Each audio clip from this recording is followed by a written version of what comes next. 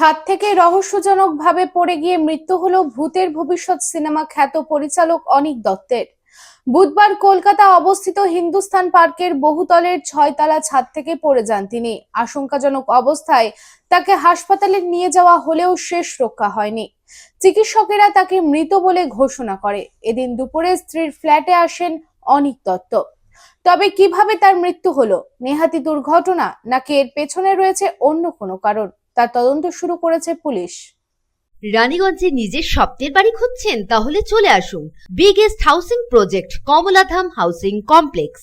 এখানে আছে মোট 250টিরও বেশি ফ্ল্যাট। 200টি ফ্ল্যাটে অলরেডি ফ্যামিলি বসবাস করছে। বাকি ফ্ল্যাটগুলি রেডি টু মুভ। 1, 2, 3 বিএইচকে যা চান তাই পাবেন।